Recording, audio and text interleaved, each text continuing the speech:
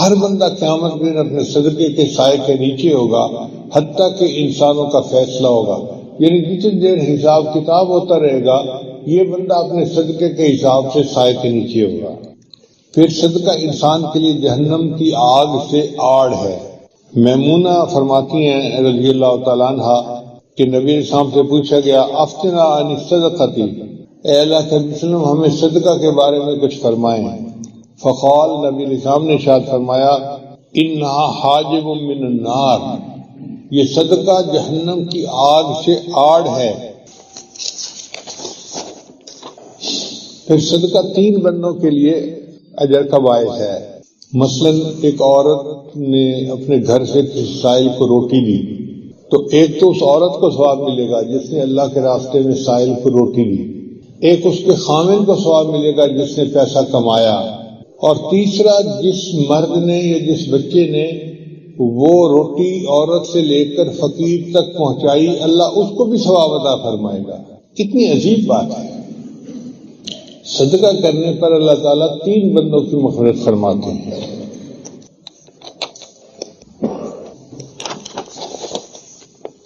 پھر اللہ تعالیٰ صدقہ کے ثواب کو بڑھاتا ہے۔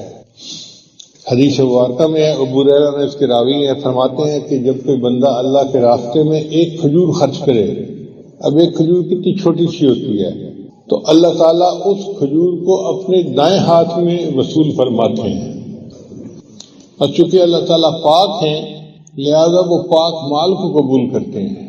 دینے والے نے ایک کھجور صدقے میں دی، اللہ تعالیٰ اس کھجور کو بڑھاتے رہتے ہیں، جس طرح تم اپنے جانور کو پالتے ہو، گائے بھینس کو، اور وہ بڑا ہو جاتا ہے، اللہ اس کھجور کو پالتے ہیں حتیٰ کہ وہ کھجور پہاڑ کے سائز کے برابر ہو جاتی ہے، اور اللہ تعالیٰ اس کے نام اعمال میں کھجور کے پہاڑ کے سائز کے برابر صدقہ کرنے کا ثواب عطا فرما دیتے ہیں۔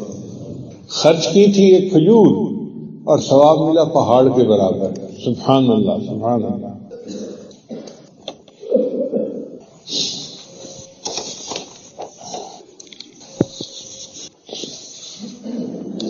ابو ہریرہ روایت کرتے ہیں کہ نبی اسلام نے ارشاد فرمایا کہ ایک آدمی نے بادلوں میں سے آواز سنی کہ فلاں کے باغ کو جا کے پانی دے دو۔ میں اپنی طرف سے بات کر رہا ہوں کہ عبد الرحمن کے باغ کو پانی دے دو۔ وہ بڑا حیران ہوا، کون عبد الرحمن، اور بادل سے آواز آ رہی ہے۔ تو بادل ایک طرف چلا تو وہ اس بادل کے پیچھے چل پڑا۔ کیا دیکھتا ہے کہ ایک جگہ پر بادل برسا اور پانی جو تھا وہ پہاڑوں کے اندر سے جیسے نالیوں میں بہتا ہوا جلتا ہے، تو پانی کے پیچھے چلا کہ یہ پانی جا کہاں رہا ہے۔ جب آگے گیا تو اس نے دیکھا ایک بندے کا باغ تھا یا کھیتی تھی اور اس میں وہ پانی لگا رہا تھا۔ اس سے پوچھا تیرا کیا نام ہے؟ اس نے وہی نام بتایا جو بادل سے اس نے سنا تھا۔ اس نے پوچھا اچھا یہ بتاؤ تمہارا کون سا عمل ایسا ہے کہ اللہ کے یہاں تمہاری اتنی قبولیت ہے؟ سیدنا محمد وعلی آل سیدنا محمد وبارک وسلم۔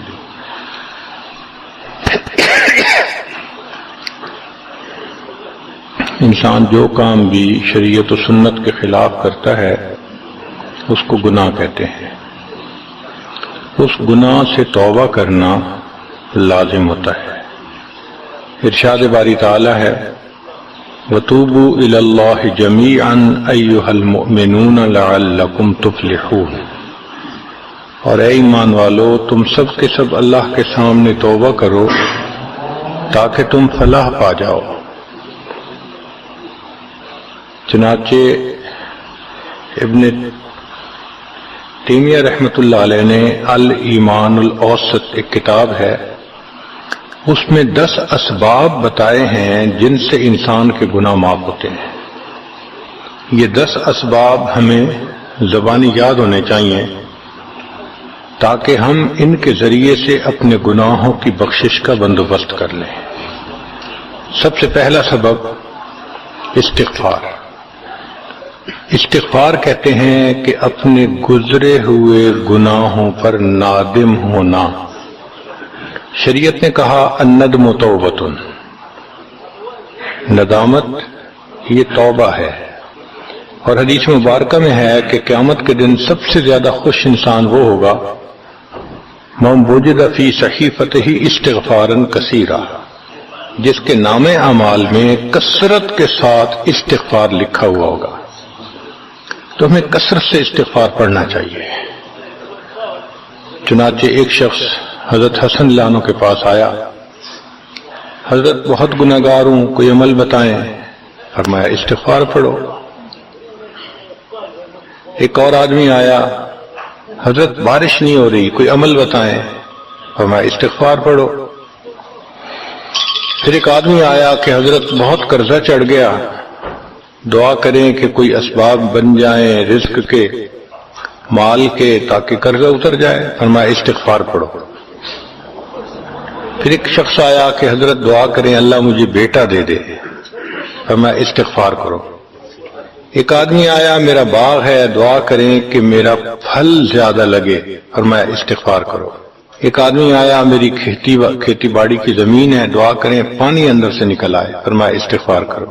اب سننے والا حیران کہ مختلف لوگ مختلف ضروریات آ کر بیان کرتے رہے، سب کے لیے ایک ہی جواب۔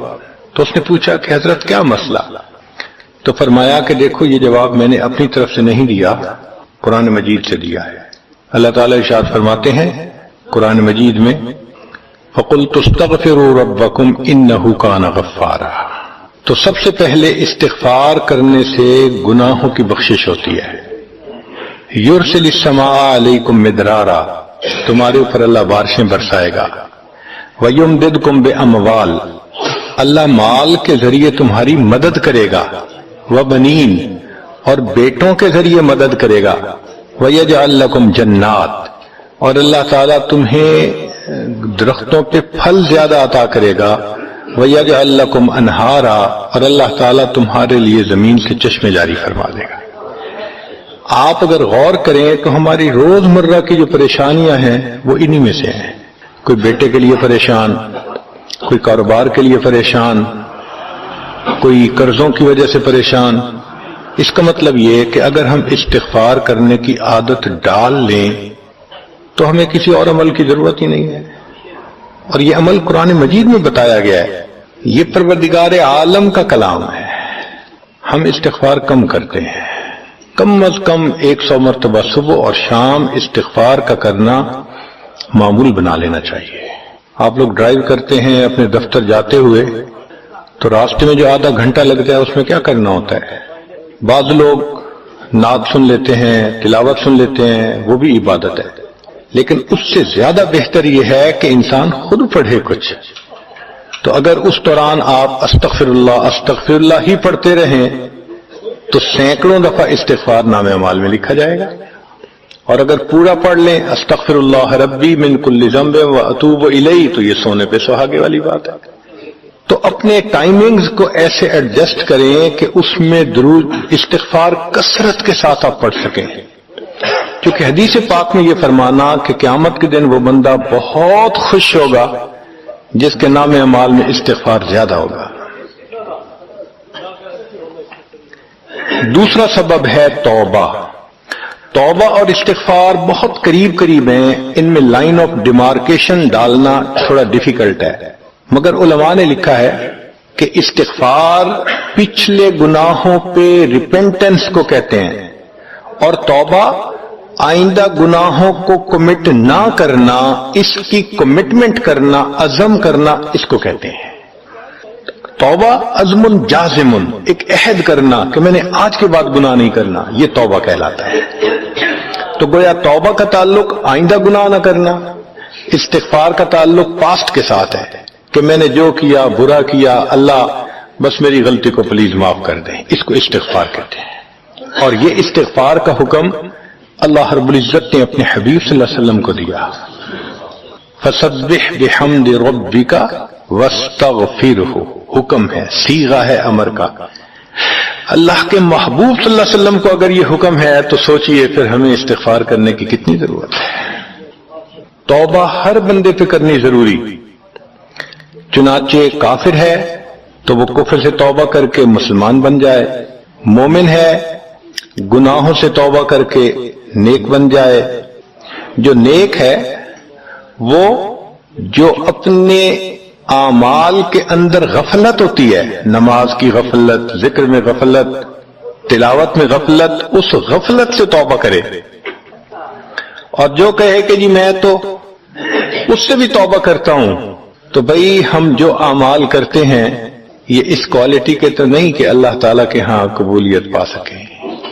اب پھر استغفار کرنا کہ اللہ اس کو قبول کر لیجئے، کیونکہ اللہ کے محبوب صلی اللہ علیہ وسلم نے فرمایا ما عبدنا کا حق کا عبادت، اے اللہ ہم نے عبادت نہیں کی جیسے عبادت کرنے کا حق تھا۔ اگر سید الاولین والآخرین صلی اللہ علیہ وسلم یہ فرماتے ہیں، ہم کس کھیت کی گاجر مولی ہیں، ہماری عبادتیں کیا عبادتیں ہیں؟ تو استغفار کرنا، توبہ کرنا ہم میں سے ہر بندے پر لازم ہے۔ تیسری چیز جس سے کہ گناہ معاف ہوتے ہیں، الحسنات الماحیہ، نیکیاں۔ جو انسان نیک اعمال کرتا ہے تو گناہ دھل جاتے ہیں۔ نیک اعمال کی مثال صابن کی ہے، گناہوں کی مثال میل کی سی ہے۔ صابن جتنا زیادہ لگتا ہے اتنا میل دھل جاتی ہے۔ ان الحسنات یذہبن السیئات، یہاں شیطان دھوکہ دیتا ہے۔ مثلا اگر کوئی بچہ تعلیم پا رہا ہے مگر کوئی گناہ بھی کرتا ہے، تیرے علم کا کیا فائدہ، گناہ تو چھوڑتا نہیں۔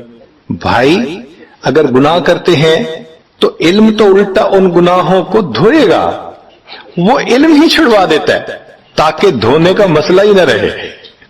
اب عورت سوچے گی میں پردہ تو کرتی نہیں، نمازوں کا کیا فائدہ؟ یہ دھوکہ ہے شیطان کا۔ بھئی آپ نمازیں پڑھتی رہو، اس نمازوں کی برکت سے اللہ پھر پردے کی بھی توفیق دے دیں گے۔ تو نیکی نہیں چھوڑنی چاہیے کبھی بھی، یہ سوچ کے جی میں اچھا تو ہوں نہیں، کیا فائدہ؟ فائدہ ہے۔ جب اللہ فرما رہے ہیں کہ نیکیاں گناہوں کو دھو دیتی ہیں، بھئی گناہ تو ہم چھوڑتے نہیں اور نیکی آرام سے چھوڑ دیتے ہیں، یہ کہاں کی لاجک ہے؟ تو اس لیے نیکی بھاگ بھاگ کے کرنی چاہیے۔ اگر گناہ ہے تو نیکی اور زیادہ کریں تاکہ نیکی کی برکت سے گناہوں کی ظلمت ختم ہو جائے اور دھل جائے۔ حدیث پاک میں ہے بندہ گناہ کرتا ہے لکھ دیا جاتا ہے، دوسرا گناہ، تیسرا، 5 گناہ کرتا ہے، پھر اس کے بعد وہ ایک نیکی کرتا ہے تو نیکی والا فرشتہ کہتا ہے کہ دیکھو اللہ کے ہاں دستور ہے من جاء بالحسنۃ فلہ عشر امثالھا، اس کو 10 نیکیاں ملنی تھیں، تم نے 5 گناہ لکھے ہیں نا، اچھا تم 5 گناہ مٹا دو، میں نامہ اعمال میں 10 نیکیوں کی بجائے صرف 5 نیکیاں بیلنس وہ ڈال دیتا ہوں۔ چنانچہ 5 گناہ مٹا دیے جاتے ہیں، 5 نیکیاں نامہ اعمال میں لکھ دی جاتی ہیں۔ اس لیے خوب نیکی کرنی چاہیے تاکہ اللہ تعالیٰ گناہوں کی ظلمت سے ہمیں محفوظ فرما دے۔ چوتھی چیز جس سے کہ گناہ معاف ہوتے ہیں، دعاء المؤمنین للمؤمن، جو ایمان والے ایک دوسرے کے لیے دعائیں کرتے ہیں اس سے بھی گناہ معاف ہوتے ہیں۔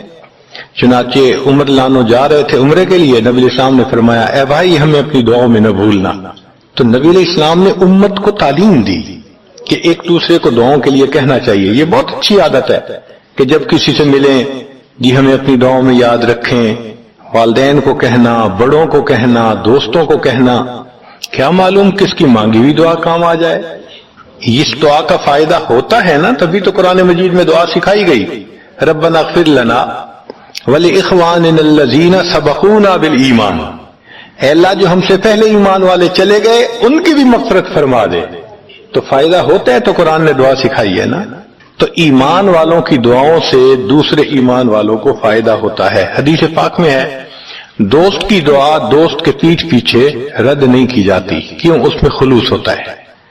تو اس لیے حدیث پاک میں ہے، مسلم شریف کی روایت ہے کہ اگر کوئی آدمی فوت ہو جائے اور 40 آدمی جنازہ پڑھ لیں جو ایمان والے ہوں، توحید والے ہوں، فرمایا ما من رجل مسلم یموت فیقوم علی جنازتہ 40 رجلا لا یشرکون باللہ شیئا الا شفعهم اللہ فیہ، اللہ 40 بندوں کی نماز جنازہ کو قبول کر کے میت کی مغفرت فرما دیتے ہیں۔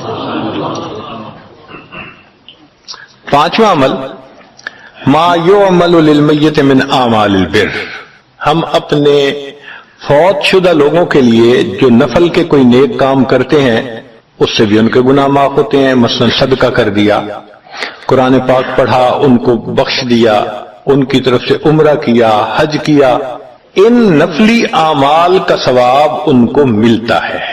اس کی وجہ سے ان کے گناہوں کو معاف کر دیا جاتا ہے. چنانچہ حضرت شیخ الحدیث رحمۃ اللہ علیہ نے فضائل ذکر میں یا کسی اور کتاب میں واقعہ لکھا ہے کہ ایک اللہ والے تھے, قبرستان کے قریب سے جاتے ہوئے انہوں نے کچھ پڑھ کے قبرستان والوں کو بخش دیا. رات خواب دیکھا کہ وہی قبرستان والے ہیں اور ایک آدمی آتا ہے جیسے کوئی ڈاک تقسیم کرنے والا ڈاکیا ہوتا ہے, اور سب اس کی طرف بھاگ پڑتے ہیں جیسے ڈاک لینے کے لیے ہو. ایک بندہ پیچھے آرام سے بیٹھا ہوتا ہے. وہ پوچھتا ہے کیا معاملہ؟ وہ کہتا ہے کہ یہ فرشتہ آیا ہے, روزانہ کی جو ڈاک آئی ہے نا نیکیوں کی, جو اولاد نے, رشتہ داروں نے, دوستوں نے کیے, لہذا وہ اعمال نیکیاں ملتی ہیں تو یہ سب لوگ جاتے ہیں کہ نیکیاں ملیں گی, ہمارا درجہ بڑھے گا. اس نے کہا کہ آپ کو ضرورت نہیں ہے. کہنے لگا ہاں میں لے لوں گا, مگر میرا ایک بیٹا ہے جسے میں نے قرآن پاک کا حافظ بنایا, اس کی دکان ہے, وہ سارا دن دکان پہ بیٹھا رہتا ہے اور ساتھ ساتھ قرآن پڑھتا رہتا ہے, تو مجھے اتنی نیکیاں مل جاتی ہیں کہ میں بعد میں لے لوں گا. اس نے کہا بیٹا کہاں؟ اس نے کہا فلاں جگہ دکان ہے. وہ اللہ والے جب وہاں گئے اگلے دن تو دیکھا کہ ایک نوجوان ہے اور وہ بیٹھا ہوا ہے, گاہک آتا ہے تو اس کو سودا بیچ دیتا ہے, جب گاہک کوئی نہیں ہوتا تو وہ قرآن پڑھنا شروع کر دیتا ہے. تو وہ سمجھ گیا کہ میرا خواب سچا تھا, اس بچے کے قرآن پڑھنے سے اس کے والد کو خوب بینیفٹ مل رہا ہے. کچھ عرصے کے بعد دوبارہ پھر اسی قبرستان کے قریب سے گزرے, پھر انہوں نے کچھ پڑھ کے بخش دیا. رات خواب میں دیکھا کہ اب جب تقسیم ہوا تو سب بھاگے تو وہ بندہ بھی بھاگا. انہوں نے کہا آپ بھی بھاگ رہے ہو؟ کہنے لگا ہاں میں اس لیے بھاگ رہا ہوں کہ میرا وہ بیٹا فوت ہو گیا, اب مجھے قرآن پڑھ کے بخشنے والا کوئی ایسا ہے نہیں, تو جو عام ایمان والوں کا ثواب آتا ہے میں بھی اسی میں سے اپنا حصہ لینے کے لیے جا رہا ہوں. تو ایمان والوں کے ان اعمال کا ثواب بھی ملتا ہے, اور اصل میں یہ اسی بندے کا اپنا عمل ہوتا ہے. یہ ذہن میں رکھنا کہ جو ایمان والے پڑھ کے بخشتے ہیں نا, اس کا ثواب کیوں ملتا ہے؟ اس کا اپنا عمل. دیکھو اس نے نیکوں سے تعلق جوڑا. وہ بھی تو ہوتے ہیں جن کے مرنے کے بعد پیچھے ریچھ کتے کی لڑائی کرواتے ہیں, میلے لگواتے ہیں, موسیقی کی محفلیں ہوتی ہیں, وہ بھی تو ہوتے ہیں نا, تو ان کو کچھ نہیں ملتا. اس بندے نے نیکوں سے محبت کی, یہ اس کا اپنا عمل ہے, اس کی محبت کی وجہ سے اب یہ لوگ اس کو پڑھتے ہیں, اللہ اس کو ثواب پہنچا دیتے ہیں, تو اس کے اپنا عمل ہے اصل میں. پھر چھٹی چیز جس کی وجہ سے گناہ معاف ہوتے ہیں, المصائب التي يكفر الله بها الخطايا في الدنيا. دنیا میں انسان کو جو مشکلات, تکلیفیں, مصیبتیں پہنچتی ہیں ان کی وجہ سے گناہ معاف کر دیے جاتے ہیں. کوئی مصیبت دنیا میں پہنچتی ہے گناہ معاف ہوتے ہیں.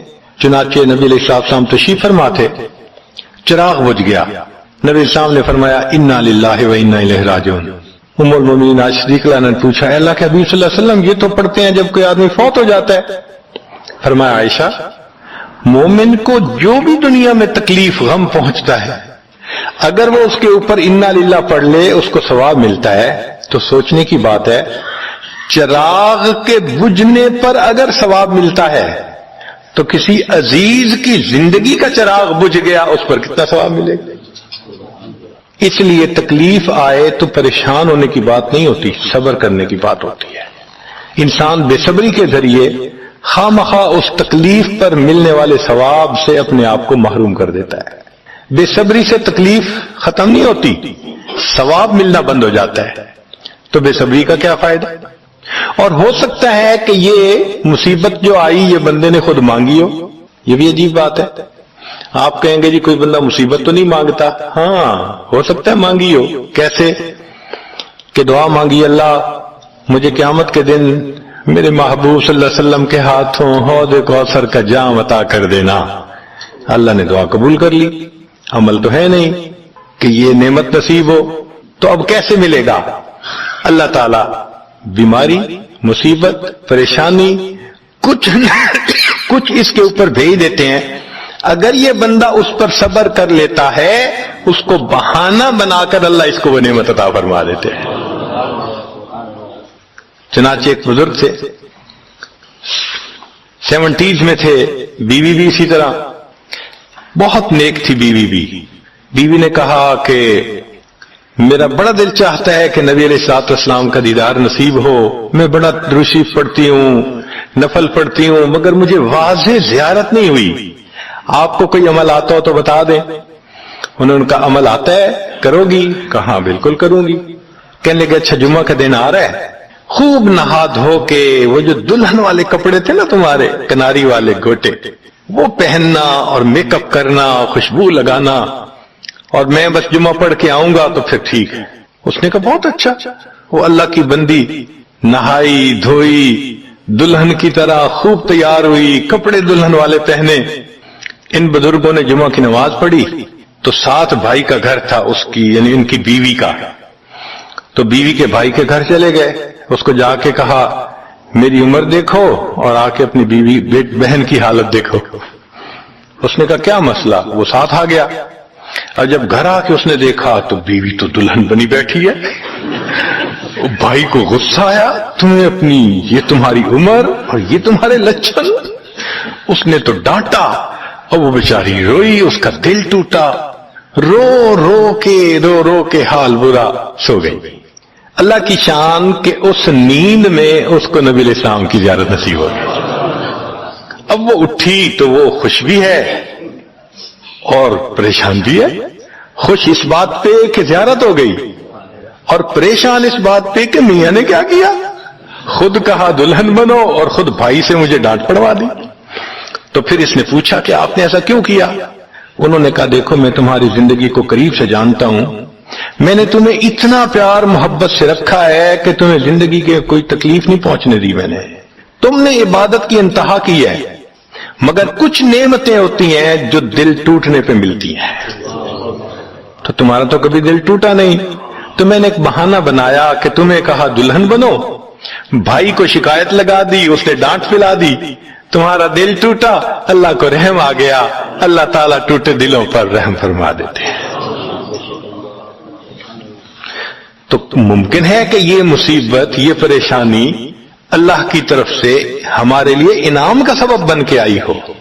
اس لیے ہمارے بزرگوں نے کہا سکھ دکھاں تو دیواں وار، کہ میں سکھوں کو دکھوں پہ قربان کر دوں، سکھ دکھاں تو دیواں وار، دکھاں آن ملائم یار، کہ دکھوں نے مجھے میرے یار سے ملا دیا۔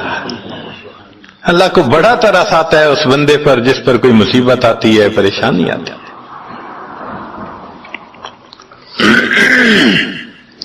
پھر ساتویں چیز جس سے کہ گناہ معاف ہوتے ہیں، ما يحصل فی القبر من الفتنة والزغطة والروع، قبر کے اندر انسان جب جائے گا تو اس کو وہاں پر ضغط قبر پیش آئے گا، قبر دباتی ہے، اس قبر کے دبانے سے بھی گناہ معاف ہوتے ہیں، اور یہ ضغط قبر ہر کسی کو پیش آئے گا۔ سعد لانو ایک صحابی ہیں، نبی علیہ السلام نے ان کا جنازہ پڑھایا اور اللہ کے محبوب صلی اللہ علیہ وسلم پنجوں کے بل چلنے لگے، تو صحابی نے پوچھا اے اللہ کے حبیب صلی اللہ علیہ وسلم آپ ایسے چل رہے ہیں؟ فرمایا سعد کی نماز جنازہ میں شرکت کے لیے اتنے فرشتے آسمان سے اتر آئے، مجھے پاؤں رکھنے کی جگہ نہیں مل رہی۔ یہ پھر حدیث پاک میں آتا ہے کہ نبی علیہ السلام نے فرمایا سعد کی وفات پر اللہ کا عرش بھی 3 دن تک روتا رہا۔ جن کی وفات پہ اللہ کا عرش روئے، اللہ کے فرشتے جنازے میں اتریں، کیسے اللہ کے مقبول بندے ہوں گے؟ پھر نبی علیہ السلام نے فرمایا سعد کو بھی ضغط قبر پیش آیا، تو اس کا مطلب یہ ہے کہ یہ ضغط قبر تو پیش آنا ہی ہے، ہر کسی کو آنا ہے، کوئی بھی ہو۔ اب یہ عجیب سی بات ہے، مگر اس کو سمجھیں کہ کیوں پیش آنا ہے۔ آپ اگر کسی ریسٹورنٹ پہ جائیں اور جا کے سویٹ ڈش کھائیں یا کباب کھائیں تو بل پے کرنا پڑتا ہے نا، گروسری سٹور سے جا کے کوئی چیز لائیں بل پے کرنا پڑتا ہے نا، ہر چیز کا بل ہوتا ہے نا۔ اس دنیا میں انسان جو مزے لیتا ہے بھلے جائز صحیح، ان کی بھی ایک کاسٹ ہے اور وہ اسے پے کرنی پڑے گی۔ اور وہ کاسٹ ضغطۂ قبر سے پے ہوگی. اس لیے جس کی زندگی غربت میں گزری ہوگی اس کا ضغطۂ قبر بہت کم ہوگا، اور جس نے عیش آرام مزے سہولت انجوائے کیا کاسٹ تو دینی پڑے گی نا مالک. تو ضغطۂ قبر تو پیش آنا ہے. ہمارے والد صاحب بچپن میں دیکھتا تھا میں کہ بہت اچھا سالن بنا ہوتا تھا نا، تو اکثر وہ گلاس پانی کا اٹھاتے تھے اور ایک گھونٹ پانی ڈال دیتے تھے. مجھے سمجھ نہیں آتی تھی یہ کیا کرتے ہیں. میں اکثر ان سے پوچھتا تھا ابو آپ ایسے کیوں کرتے ہیں، نہیں بتاتے تھے.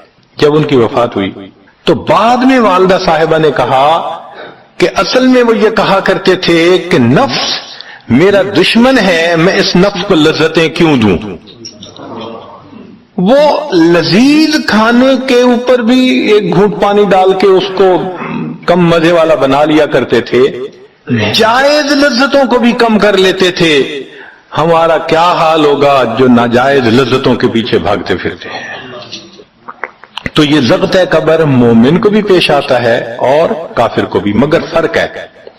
کافر کو پیش آئے گا کہ حدیث پاک میں آتا ہے دائیں طرف کی پسلیاں بائیں طرف اور بائیں کی پسلیاں دائیں طرف، یوں پسلیاں توڑ کے رکھ دیں گے. اور مومن کو بھی ضغطۂ قبر پیش آئے گا، مگر مومن کو ضغطۂ قبر تکلیف نہیں دے گا اتنی اگر نیک ہوا. کیوں؟ اچھا آپ بتائیں سر میں درد ہو تو آپ کہتے ہیں نا ذرا سر دبا دو، تو تکلیف ہوتی ہے یا راحت ملتی ہے؟ سر دبانے سے راحت ملتی ہے. جس طرح سر درد میں کوئی دبائے سر کو راحت ملتی ہے، ایسے ہی مومن کو ضغطۂ قبر تو پیش آئے گا مگر مومن کے لیے راحت کا سبب ہوگا. 8ویں چیز جس سے کہ گناہ معاف ہوں گے، احوال یوم القیامت وکربھا وشدائدھا. قیامت کے دن جو انسان کو ایک وحشت کی کیفیت ہوگی، ہول کی کیفیت ہوگی، خوف ڈر کی کیفیت ہوگی.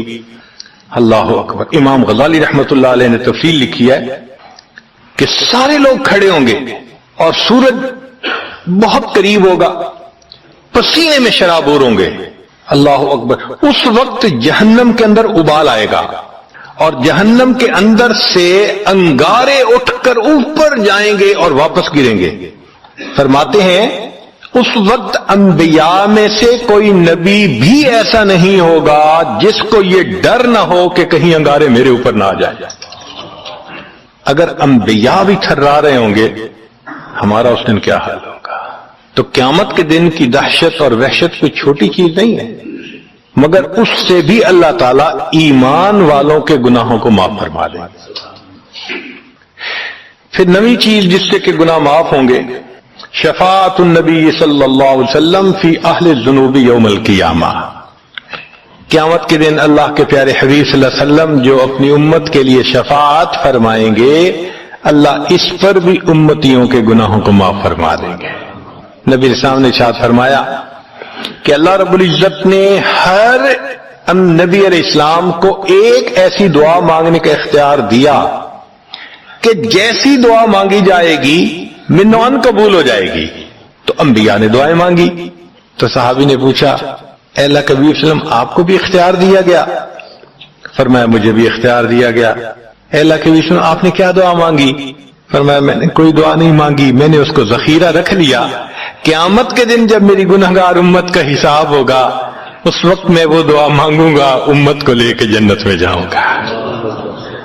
اللہ کے محبوب صلی اللہ علیہ وسلم کو امت سے کتنا پیار تھا. کوئی ماں اولاد کے لیے 23 سال نہیں روتی. جوان بیٹا فوت ہو 2-4 مہینے رو کے پھر نارمل لائف ہو جاتی ہے. کوئی باپ اولاد کے لیے 23 سال نہیں روتا. اللہ کے پیارے حبیب صلی اللہ علیہ وسلم امت کے لیے 23 سال آنسو بہاتے. رب امتی رب امتی رب امتی دعا مانگتے تھے. لمبے سجدے. ام المومنین عائشہ صدیقہ عنہا فرماتی ہیں کہ محبوب صلی اللہ علیہ وسلم کے آنسو جو مصلی پہ گرتے تھے مجھے لگتا تھا کہ بارش کے قطرے زمین کے اوپر گر رہے ہیں، ایسے آواز محسوس ہوتی تھی. اور اتنا لمبا سجدہ ہوتا تھا کہ کبھی کبھی میں اٹھ کے محبوب صلی اللہ علیہ وسلم کے پاؤں کے انگوٹھے کو ٹچ کرتی تھی کہ ابھی جان تو سلامت ہے نا. تب مجھے احساس ہوتا تھا نہیں ابھی تک نہیں. سجدہ لمبا ہو گیا، اتنا لمبا سجدہ. کس کے لیے؟ اللہ امت کو گناہوں کو معاف فرما دے، امت کے گناہوں کو معاف۔ چنانچہ جب نبی علیہ الصلوۃ والسلام پر آخری یعنی مرض آئی، بیماری کی کیفیت آئی، تو اللہ کے حبیب صلی اللہ علیہ وسلم کو بخار بہت تیز ہو گیا تھا، اور جو مسجد میں آخری مرتبہ لائے تھے تو 2 آدمی تھے، ایک ادھر تھا ایک ادھر تھا، اور اللہ کے حبیب صلی اللہ علیہ وسلم نے ان کا سہارا لیا تھا اور بہت مشکل سے چل کے تشریف لائے تھے۔ یہ آخری نماز تھی، پھر واپس تشریف لے گئے، بخار اور تیز ہو گیا۔ سیدہ صدیقہ عنہا فرماتی ہیں کہ میں نے اوپر کپڑا سا ڈال دیا، کپڑے کے اوپر سے مجھے گرمی محسوس ہو رہی تھی، میں نے پانی کا ایک پیالہ پیش کیا، اللہ کے حبیب صلی اللہ علیہ وسلم پانی کے پیالے میں ہاتھ مبارک ڈالتے تھے اور اپنے چہرے پہ لے رہے تھے، اور جسم تھا کہ جیسے کوئی گرم چیز میں سے گرمی نکل رہی ہوتی ہے، اس طرح وہ بخار سے دہک رہا تھا۔ فرماتی ہیں کہ مجھے محسوس ہوا کہ یہ تو بہت تیز بخار ہے، کبھی ایسا نہیں دیکھا۔ تو میں نے پوچھا، اے اللہ کے حبیب صلی اللہ علیہ وسلم، بخار ایسا تو کبھی نہیں دیکھا، اتنا زیادہ تیز، اتنا زیادہ تیز؟ نبی علیہ السلام نے فرمایا، عائشہ، مومن کو سکرات موت کے وقت جو تکلیف ہوتی ہے اس پر بھی اس کے گناہ معاف ہوتے ہیں۔ میں نے اللہ سے یہ دعا مانگی تھی، اللہ جب میری سکرات کا وقت آئے تو مجھے تکلیف زیادہ دے دینا، اور اس کے بدلے اللہ میری امت کے گناہوں کو معاف فرما دینا۔ عائشہ، یہ وہ سکرات ہے جس کی وجہ سے مجھے تکلیف بہت ہے، اللہ کے محبوب صلی اللہ علیہ وسلم کو اتنی تکلیف ہو رہی تھی۔ اتنے میں اطلاع ملی، دروازہ کھٹکھٹایا گیا، پوچھا کون؟ جواب ملا، جبریل علیہ السلام اور اسرائیل علیہ السلام اجازت مانگتے ہیں آنے کی۔ نبی علیہ السلام نے فرمایا، جبریل اندر آ جائیں۔ تو جبریل آئے، اے اللہ کے حبیب صلی اللہ علیہ وسلم، اللہ نے آپ کو یاد فرمایا ہے۔ نبی علیہ السلام نے فرمایا، جبریل اللہ تعالیٰ سے پوچھ کے یہ پہلے بتاؤ میرے بعد میری امت کا کیا حال ہوگا، پہلے پوچھ کے بتاؤ۔ جبریل علیہ السلام نے اللہ تعالیٰ سے پوچھا، رب کریم نے کہا، فرمایا میرے محبوب سے جا کر کہہ دو، اے محبوب آپ کے بعد آپ کی امت کو تنہا نہیں چھوڑیں گے۔ جب نبی علیہ السلام کو تسلی ہو گئی، محبوب نے فرمایا، اچھا ملک الموت کو بھی اندر آنے دو۔ اللہ کے محبوب صلی اللہ علیہ وسلم کو امت سے ایسی محبت تھی، اللہ اکبر۔ چنانچہ حدیث پاک میں ہے کہ نبی علیہ السلام نے فرمایا، خیرت بین ان یدخل نصف امتی الجنہ و بین شفاعہ، اللہ رب العزت نے مجھے چوائس دیا، اختیار دیا کہ اے میرے حبیب صلی اللہ علیہ وسلم، آپ چاہیں تو آپ کی آدھی امت کو بلا حساب جنت بھیج دیں گے، اور آپ چاہیں تو جن کی آپ شفاعت کریں ان کو بھیجیں گے۔ نبی علیہ السلام فرماتے ہیں، فاخترت الشفاعہ، میں نے شفاعت کو چن لیا، لأنہا اعم و اکثر، اس لیے کہ میری شفاعت پر آدھی سے زیادہ امت کے لوگ جنت میں چلے جائیں گے۔ اللہ اکبر۔ پوچھنے والے نے پوچھا، اے اللہ کے حبیب صلی اللہ علیہ وسلم، اترونہا للمتقین، کیا آپ کی شفاعت نیکوں کے لیے ہوگی؟ فرمایا، لا ولکنہا للمذنبین الخطائین المتلوثین، نہیں، میری شفاعت میرے امت کے گناہگاروں کے لیے ہوگی۔ اللہ کے حبیب صلی اللہ علیہ وسلم کی شفاعت کا نصیب ہو جانا یہ بھی گناہوں کی بخشش کا سبب ہے، مگر شفاعت کس کو نصیب ہوگی اس کی بھی تفصیل سن لیجئے۔ کچھ لوگ ہوتے ہیں سنت کو دیکھتے ہیں، ان کا دل خوش ہو جاتا ہے، وہ سنت رکھنے والے کو انکریج کرتے ہیں، اس کو مورل سپورٹ دیتے ہیں، نہیں نہیں تم نے اچھا کیا۔ اور کچھ وہ ہوتے ہیں کہ جو دیکھتے ہیں چہرے پہ سنت سجی، کیا ملا بن گئے، کیا تم نے چہرے پہ کر لیا۔ علماء نے لکھا، جس نے سنت کو دیکھ کر ناگواری کا اظہار کیا، اس نے اپنے آپ کو شفاعت سے محروم کر لیا۔ یہ نہیں ہے کہ ہم سنت کا مذاق بناتے پھریں اور ہمیں شفاعت نصیب ہوگی، نہیں، احترام ہو دل میں سنت کا، نبی علیہ السلام کی ایک ایک سنت پہ قربان ہو انسان۔ جب یوں محبت ہوگی تو پھر نبی علیہ السلام کی شفاعت بھی ان کے لیے ہوگی۔ 10वां सबब जिससे कि गुनाह माफ होंगे, रहमतुल्लाह व अफ़वहु व मग़फ़िरतहु बिला सबब मिनल इबाद। क़यामत के दिन अंबियाए कराम शफाअत करेंगे, बख्शिश होगी, फिर उलमा करेंगे, शुहदा करेंगे, फिर सब जन्नती शफाअत करेंगे, हत्ता कि कोई ऐसा नहीं रहेगा कि जो किसी और की शफाअत करे। और वो लोग जहन्नम में होंगे कि जिनका कोई जन्नती वाकिफ ही नहीं होगा। अल्लाह अकबर। सालों वो जहन्नम में जलते रहेंगे, जलते रहेंगे। फिर एक वक्त आएगा कि उनमें से जिनके दिल में थोड़ा सा भी ईमान होगा ना, अगरचे उसकी शफाअत करने वाला